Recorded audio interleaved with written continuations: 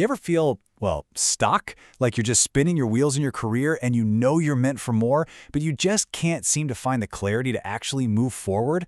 It's a feeling a lot of us know all too well. Today, we're going to dig into how the real key to finding your purpose isn't about working harder. It's about protecting something way more valuable, your energy. All right, let's get into it. So, I want you to start by asking yourself this one very direct question, and really think about it for a second. Think about your inner circle, your friends, your family, your coworkers. Are they pushing you forward, or are they kind of keeping you stuck right where you are? The answer to that question, well, that's step one. This whole idea really comes from the incredible Trent Shelton, and it's pretty much the foundation for everything we're talking about today. He flips the script. Instead of looking for your purpose out there somewhere, he says it's about protecting what's right in here. Because when you start guarding your energy, your vision for what's next, it just naturally gets clearer.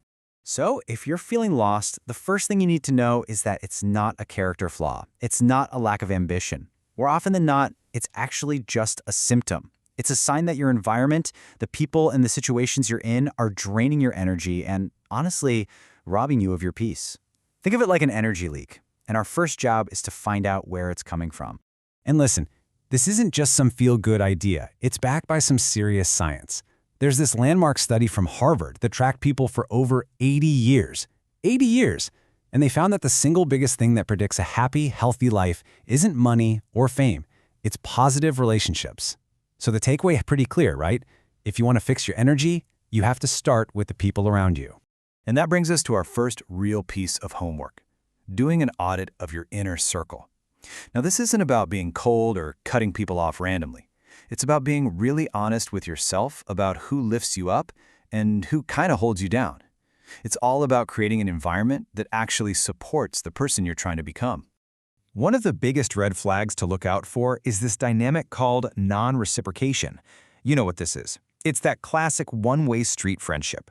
You're always the one giving, you're the one showing up, you're pouring out all your time and energy.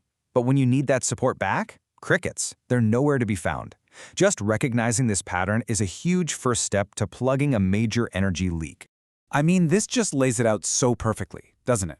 On one side, you've got energy givers. They celebrate your wins, they're on a similar path, and the support goes both ways. You leave a conversation with them feeling totally energized. But then you have the energy takers. They plant little seeds of doubt, they love to gossip, they somehow make every single conversation about them, and you leave feeling drained, maybe even a little worse about yourself. Which side feels a little too familiar to you? And this is the result. This is what happens when you do that audit. Trent Shelton says it perfectly. When his circle got smaller, his vision got clearer. It's not a loss. It's actually a strategic move to gain focus. It was never about the number of friends you have, but always about the quality of those friendships. Sometimes the best way to add to your life is by subtracting. Okay, let's get even more specific now. Trent Shelton points out 4 types of so-called friends that are some of the most common and powerful energy drains out there. Honestly, learning to spot these personalities in your life is like a superpower for protecting your peace. First, you've got the person who secretly wants your life. Their jealousy turns toxic, and they might even subtly try to undermine you. Second, the terrible person. You know them. Their negative mindset is just contagious, and it will eventually bring you down. Then there's the gossip. Rule of thumb, if they're talking to you about everyone else, they're talking about you to everyone else. And finally, the friend of your enemy. The classic frenemy who smiles to your face, but deep down does not want you to win.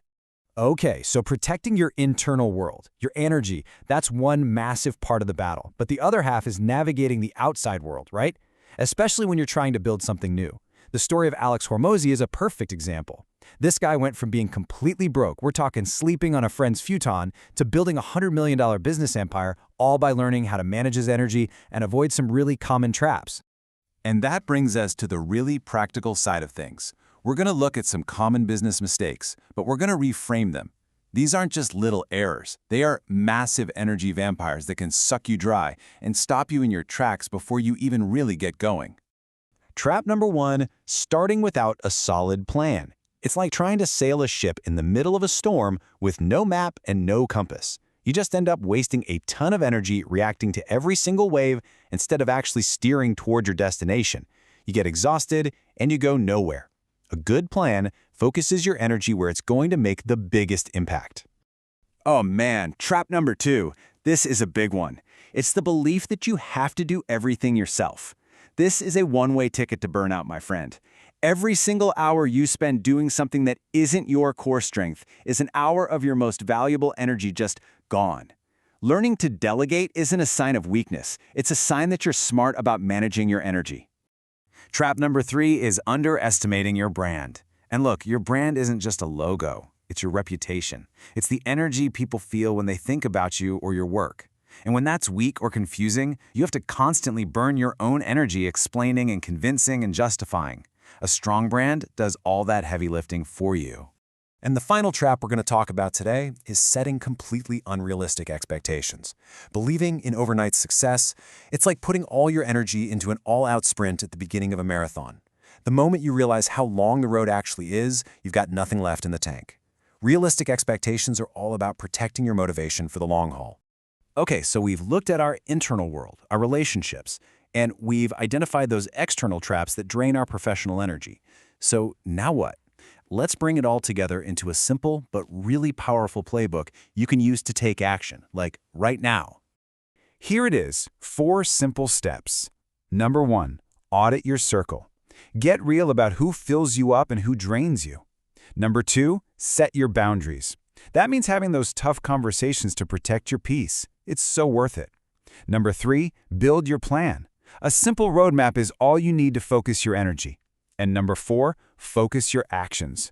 Know what those energy-draining traps are so you can consciously avoid them. And that brings us to the end. But I want to leave you with this final question to really think about. Looking at your life right now, your friendships, your work, all of it, what is the one conversation you need to have this week to protect your peace and get your energy back? Think about it, and then go have it.